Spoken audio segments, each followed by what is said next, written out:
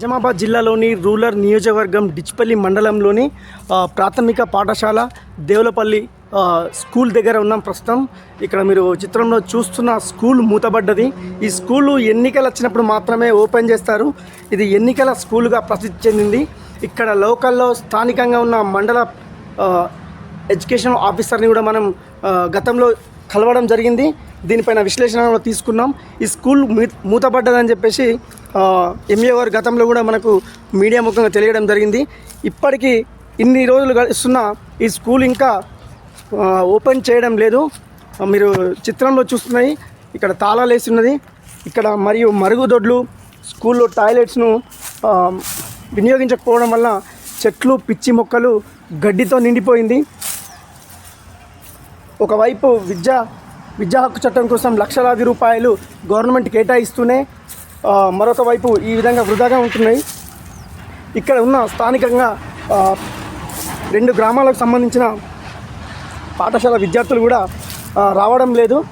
రాకపోవడంతో స్కూలు వాతావరణం అనేది మొత్తం ఇక్కడ ఒక వ్యవస్థ అధ్వానంగా తయారైనడానికి ప్రత్యక్ష నిదర్శనం. ఇక్కడ మీరు చిత్రంలో చూస్తున్న దృశ్యాలు ప్రభుత్వ పాఠశాలల నైపుణ్యాన్ని, విద్యను ఏ విధంగా అందిస్తున్నాయనడానికి నిలువెత్తి నిదర్శనంగా మారడం జరిగింది. మరి లక్షలాది రూపాయలు పోసి ఈ బిల్డింగ్లు నిర్మించారు, కానీ చదువుకోవడానికి విద్యార్థులు లేకపోవడంతో పాఠశాల మూతపడే స్థితికి వచ్చింది. దీనిపైన జిల్లా విద్యాశాఖ అధికారి డిఓ దుర్గాప్రసాద్ కూడా మనం గతంలో దీనిపైన కంప్లైంట్ ఇవ్వడం జరిగింది. ఇప్పటికి కూడా డిఓ గారు ఈ స్కూల్ వైపు కనీసం కన్నెత్తి చూడలేరు. దీనిపైన మరి విద్యా హక్కు చట్టాన్ని ప్రోత్సహిస్తారా, ఏం చేస్తారనేది వేచి చూద్దాం.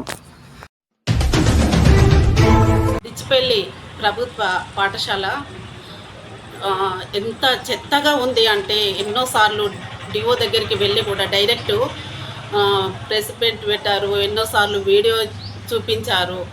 ఎన్ని రకాల చేసినా కానీ ఆ సార్ పట్టించుకోవడం లేదు. పేద విద్యార్థులు ఎక్కడ చదువుకోవాలి, అసలు ఏం కావాలి? ఉన్న వాళ్ళంటే ఎక్కడో ఒక లక్షలు పోసి చదువుకుంటారు, కానీ పేదవాళ్ళు ఎక్కడ వెళ్ళాలి, అసలు ఏం చదువుకోవాలి, వాళ్ళ బతికేంటిది, వాళ్ళ గురించి పట్టించుకునే నాదుడే లేడు. స్కూలు ఉందా అంటే ఉంది, దాని చుట్టూ పిచ్చి మొక్కలు పెరిగి, చెట్లు పెరిగి ఒక జంగల్లాగా తయారైపోయింది. ఆ స్కూళ్ళు మరుగుదొడ్డి లేదు, ఆ స్కూలు అంగీతం లేదు. అసలు సాలరీ ఇస్తున్నారు, వాళ్ళకు పెంచుతున్నారు టీచర్లను, కానీ పిల్లలకు సరి అయిన విద్య అందుతుందా లేదా అనేది ఎవ్వరు కూడా పట్టించుకోవడం లేదు. అసలు ఎందు గురించి ఇలా తయారవుతుందో మన వ్యవస్థ అర్థమవుతలేదు. తెలంగాణ వస్తే మన పిల్లలు చదువుకొని ఏదో కలెక్టర్ అవుతాడు, ఆఫీస్ అవుతారు, ఏ ఆఫీసర్ అవుతారని ఎన్నో ఆశలు పెట్టుకొని తెలంగాణ తెచ్చుకున్నందుకు కేవలం మందు, గల్లీకి ఒక మందు షాప్ తయారైంది, కానీ విద్యా వ్యవస్థను మాత్రం పొందబెట్టిండ్రు తెలంగాణ తెచ్చుకొని.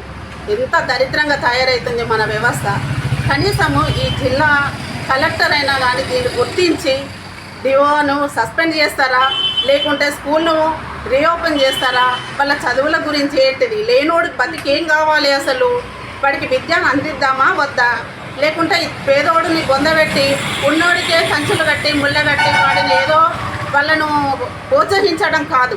లేనోడి వాళ్ళ బతికేంటిది, వాళ్ళ వ్యవస్థ ఏంటిది, వాళ్ళు ఎలా ముందుకు రేపు ఎలా ఒక ప్రయోజకుడిని చేయాలా అనేది దాని మీద ఒక ఆలోచన పెట్టి మన రాజకీయ నాయకులు మారుతున్నారు, కానీ విద్య మాత్రం మారతలేదు. ఇప్పటికీ వాడి వ్యవస్థ దరిద్రంగా తయారు చేస్తున్నారు. వాళ్ళ గురించి పట్టించుకునే వాళ్ళు కూడా లేరు. కనీసం ఇప్పటికైనా జిల్లా కలెక్టర్ దాని గురించి పట్టించుకొని రీఓపెన్ చేసి స్కూల్ని కొంచెం అందంగా తయారు చేసి పేద ప్రజలకు ఉన్నత విద్యను అందించాలని మేము డిమాండ్ చేస్తున్నాం. ప్లీజ్ దయచేసి సార్, ఎవరైనా మీరు ముందుకొచ్చి ఆ స్కూల్ గురించి పట్టించుకోండి. నిజామాబాద్ జిల్లాలోని రూరల్ నియోజకవర్గం డిచ్పల్లి మండలంలోని ప్రాథమిక పాఠశాల దేవులపల్లి స్కూల్ దగ్గర ఉన్నాం ప్రస్తుతం. ఇక్కడ మీరు చిత్రంలో చూస్తున్న స్కూల్ మూతబడ్డది. ఈ స్కూలు ఎన్నికలు వచ్చినప్పుడు మాత్రమే ఓపెన్ చేస్తారు. ఇది ఎన్నికల స్కూలుగా ప్రసిద్ధి చెందింది. ఇక్కడ లోకల్లో స్థానికంగా ఉన్న మండల ఎడ్యుకేషన్ ఆఫీసర్ని కూడా మనం గతంలో కలవడం జరిగింది. దీనిపైన విశ్లేషణ తీసుకున్నాం. ఈ స్కూల్ మూతబడ్డదని చెప్పేసి ఎంఏ గారు గతంలో కూడా మనకు మీడియా ముఖంగా తెలియడం జరిగింది. ఇప్పటికీ ఇన్ని రోజులు గడుస్తున్న ఈ స్కూల్ ఇంకా ఓపెన్ చేయడం లేదు. మీరు చిత్రంలో చూస్తున్నాయి ఇక్కడ తాళాలు వేసి ఉన్నది. ఇక్కడ మరియు మరుగుదొడ్లు, స్కూల్లో టాయిలెట్స్ను వినియోగించకపోవడం వల్ల చెట్లు, పిచ్చి మొక్కలు, గడ్డితో నిండిపోయింది. ఒకవైపు విద్యా హక్కు చట్టం కోసం లక్షలాది రూపాయలు గవర్నమెంట్ కేటాయిస్తూనే మరొక వైపు ఈ విధంగా వృధాగా ఉంటున్నాయి. ఇక్కడ ఉన్న స్థానికంగా 2 గ్రామాలకు సంబంధించిన పాఠశాల విద్యార్థులు కూడా రావడం లేదు. రాకపోవడంతో స్కూలు వాతావరణం అనేది మొత్తం ఇక్కడ ఒక వ్యవస్థ అధ్వానంగా తయారైనదానికి ప్రత్యక్ష నిదర్శనం. ఇక్కడ మీరు చిత్రంలో చూస్తున్న దృశ్యాలు ప్రభుత్వ పాఠశాలల నైపుణ్యాన్ని, విద్యను ఏ విధంగా అందిస్తున్నాయనడానికి నిలువెత్తి నిదర్శనంగా మారడం జరిగింది. మరి లక్షలాది రూపాయలు పోసి ఈ బిల్డింగ్లు నిర్మించారు, కానీ చదువుకోవడానికి విద్యార్థులు లేకపోవడంతో పాఠశాల మూతపడే స్థితికి వచ్చింది. దీనిపైన జిల్లా విద్యాశాఖ అధికారి డిఓ దుర్గాప్రసాద్ కూడా మనం గతంలో దీనిపైన కంప్లైంట్ ఇవ్వడం జరిగింది. ఇప్పటికి కూడా డిఓ గారు ఈ స్కూల్ వైపు కనీసం కన్నెత్తి చూడలేరు. దీనిపైన మరి విద్యా హక్కు చట్టాన్ని ప్రోత్సహిస్తారా, ఏం చేస్తారనేది వేచి చూద్దాం.